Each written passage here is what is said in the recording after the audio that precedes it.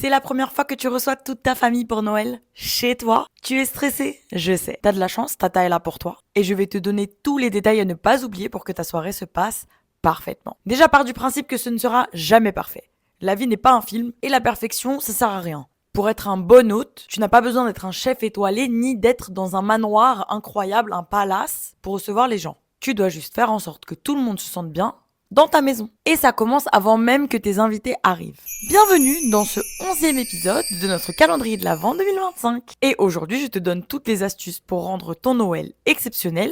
Alors écoute bien, surtout si c'est vraiment la toute première fois que tu reçois toute la smala chez toi. Tout d'abord, on crée une ambiance chaleureuse. Évidemment, au 24, tout le monde aura déjà décoré la maison, mais on a tendance à oublier d'allumer tout ce qui est guirlande, petits objets avec la lumière. Donc pense bien à allumer tous ces petits objets qui font partie de ta décoration. Allume des bougies, jamais à côté des rideaux, jamais à côté du sapin. Mets une petite playlist de Noël. Déjà, c'est tout de suite chaleureux, ça pose le décor. Ensuite, prépare ton espace. Pense à un endroit où tu vas poser les manteaux, les sacs, etc. Surtout si vous devez cacher les cadeaux pour les enfants, pense à un endroit où tu peux cacher tout ça avant que vous fassiez vos stratagèmes pour que les cadeaux ils apparaissent comme par magie, etc. Finis de dresser la table avant que les invités arrivent. Et toi, prépare-toi aussi physiquement avant que les gens arrivent. Fais-toi belle, prépare-toi, maquille-toi, fais tes cheveux, vraiment sois on flic, mais bien avant que les invités arrivent. On sait jamais si quelqu'un arrive un peu plus tôt que prévu. Ensuite, sur ta table, tu peux mettre des petites attentions personnalisées. Tu peux faire des petits cartons avec les noms, tu peux faire des serviettes avec un pliage un petit peu spécial, festif, tu peux mettre un petit chocolat sur chaque assiette, un truc mignon qui fait son effet quoi. Le secret, pour que ta soirée se passe bien, c'est d'anticiper les besoins de tes invités.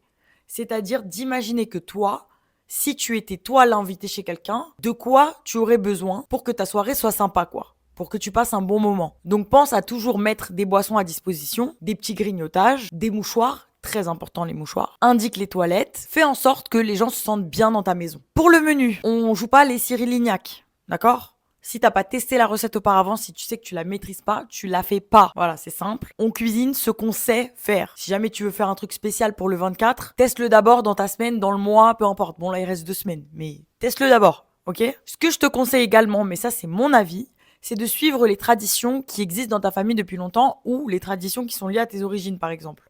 Moi, je sais que chez nous, c'est pas du tout entrée, plat, dessert dans l'ordre comme il est de coutume en France. Et on a plein de plats qu'on fait absolument pendant les fêtes, même si peut-être on les fera en petite quantité, peut-être qu'on les revisite un peu à notre façon, on suit toujours la tradition dans nos tables de fête. Et si jamais tu reçois des personnes qui ne sont pas des mêmes origines que toi, ça leur fera toujours plaisir de découvrir. Ensuite, on pense au plan de table. L'idéal, c'est de séparer les personnes qui parlent trop et de les placer proches des personnes qui parlent pas trop, justement. Pour équilibrer. Si jamais t'as un enfant à table, soit tu le places entre 2 adultes responsables, soit, si t'as beaucoup d'enfants à table, tu leur fais une table exprès pour les enfants, avec des petites décorations, des petits jouets, même des petites bouchées, en fait, des petites choses à grignoter facilement tout seul pour qu'ils aient pas besoin des adultes. Parce que, je te donne un petit secret, les enfants s'ennuient à la table des adultes autant que ça ennuie les adultes d'avoir des enfants à leur table. D'accord ? Ils préféreraient jouer entre eux, ils s'en foutent de vos discussions politiques. Passons maintenant au timing. Si tu vis à Paris en région parisienne, tu sais que le soir du 24 sera bouché. On va dépasser les records de bouchons, comme à chaque fois, le 24, le 31, c'est toujours pareil, parce qu'on est quand même pas mal à travailler ce jour-là, donc prévois un apéritif qui puisse tenir un peu longtemps, dans le cas où certains de tes invités seraient coincés dans les bouchons et arriveraient un peu plus en retard que ce que j'ai dit dans l'épisode d'hier. Parce que pour grignoter à l'apéro, on n'a pas besoin d'être tous présents, mais par contre pour le repas assis à table avec tout le monde, c'est quand même plus sympa d'attendre vraiment tout le monde, à part s'il y a quelqu'un qui est en retard de 2 heures, là il faut une bonne excuse. Je sais que dans ma famille par exemple, on aime bien faire des plateaux qui soient bien décorés et tout. Là cette année j'ai des nouvelles idées, je vais pas trop vous en dire parce que ces petits malins ils regardent mes vidéos. Je garde la surprise. Une des astuces de ma mère pour qu'elle passe une aussi bonne soirée que ses invités, c'est de préparer un maximum de choses à l'avance. Ma mère, elle coupe les légumes. Elle vérifie la vaisselle, les couverts, il n'y a pas de taches, il n'y a pas de traces. Est-ce qu'on a assez de serviettes? Est-ce qu'on a assez de ceci, cela? Elle vérifie tout avant que les gens arrivent. Mais avant. C'est pas juste avant d'aller ouvrir la porte. C'est vraiment l'après-midi. Elle pré-cuit tout ce qu'elle peut pré-cuire. Elle dresse la table, elle va se préparer. Et comme ça, il reste plus qu'à chauffer, dresser, servir. Tu peux aussi créer une zone qu'on va appeler d'autoservice. Nous, en général, on met une petite table sur le côté avec des boissons, de l'eau, des verres en plus, des serviettes en plus, des petits pics pour les olives en plus. Comme ça, chacun se sert. Nous, on a beaucoup de choses en moins à penser. Autre astuce aussi, c'est de faire des recettes qui utilisent le four. Parce qu'une poêle, t'es obligé de tout suivre, de faire attention. Tandis que le four, tu laisses le truc, tu mets le minuteur, t'es tranquille.